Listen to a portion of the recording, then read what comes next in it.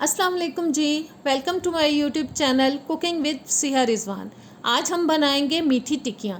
इतनी खस्ता और मज़ेदार के खाने का मज़ा आ जाए। तो जल्दी से चैनल पर नए हैं तो प्लीज़ सब्सक्राइब करें, बेल के बटन को प्रेस करें, ऑल के ऑप्शन पर ज़रूर क्लिक किया करें ताकि नई वीडियोस के नोटिफिकेशंस आप तक आते रहा करें। वीडियो अच्छी लगे तो एंड में एक प्यारा सा कमेंट भी कर दीजिएगा और लाइक शेयर भी कीजिएगा। तो आइए बिस्मिल्लाह करते हैं। सबसे पहले जी 2 कप लेंगे हम मैदा, जिसको मैंने पहले अच्छे से छान लिया है। आधा कप डाल देंगे इसके अंदर सूजी। 1 कप जाएगी चीनी, जो कि मैं ग्रेनुलेटेड शुगर ले रही हूँ क्योंकि ये बारीक होती है। आप पाउडर शुगर भी इस्तेमाल कर सकते हैं। 2 टेबलस्पून सफ़ेद तिल, आधा टीस्पून इलायची का पाउडर और 3 टेबलस्पून मैं डाल रही हूँ इसके अंदर घी।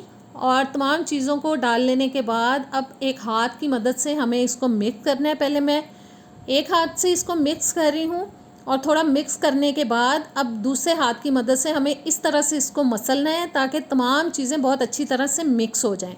इस तरह से मुट्ठी बंद करके देखेंगे तमाम चीज़ें मिक्स होने की यही निशानी है कि आटा अच्छे से जुड़ने लगे। और अब मैं डाल रही हूँ इसके अंदर दूध।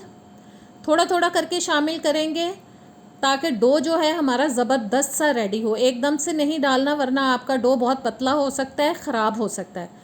और हमें थोड़ा सख्त डो तैयार करना है, इसलिए मैं थोड़ा थोड़ा करके इसके अंदर दूध डाल रही हूँ। बस अच्छे से मिक्स कर लेना है हमें।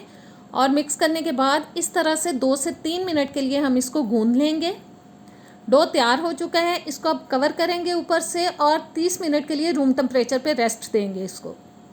30 मिनट गुजर जाने के बाद अब हम डालेंगे इसके अंदर जी बारीक कटे हुए पिस्ता और बादाम, जो कि मैंने तकरीबन 3 टेबलस्पून तक डाल दिए हैं। इनको भी हम मिक्स कर लेंगे डो के साथ। और डो अभी आपको पतला लग रहा होगा क्योंकि हमने इसको रेस्ट दिया था तो चीनी ने हल्का सा पानी छोड़ा है। और अब इसके ऊपर मैं थोड़ा सा मैदा डाल लूँगी ताकि डो थोड़ा सा सख्त हो जाए, क्योंकि हमने इसको बेलना है।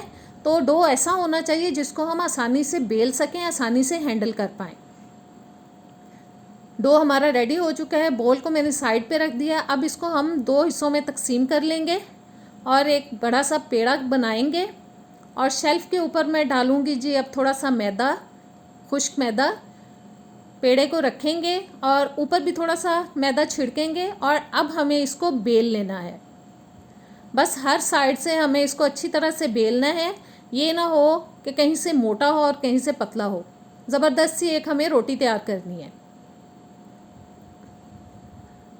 और रोटी बेल लेने के बाद बेलने को अब हम रखेंगे साइड पे और कटर की मदद से हम इनको काट लेंगे। जितना साइज़ बड़ा छोटा आप अपने हिसाब से, अपनी पसंद के हिसाब से रख सकते हैं। और कटर से काटने के बाद अब हम जो एक्स्ट्रा डो है इसको निकाल देंगे और टिक्कियाँ एक एक करके उठाएंगे और प्लेट में रखते जाएंगे। मैं पहले सारे टिक्कियाँ बना के रख लूँगी, उसके बाद फ्राई करेंगे। और देखें इतना मैंने इसको मोटा रखा है।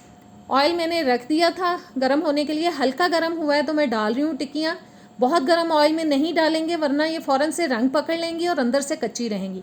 बस हर साइड से हमें इसको अच्छी तरह से पका लेना है और गोल्डन सा कलर आने तक हम इसको फ्राई कर लेंगे। एक साइड थोड़ी सी पक चुकी है, बस एक एक करके एहतियात से हम इनकी साइड चेंज करेंगे।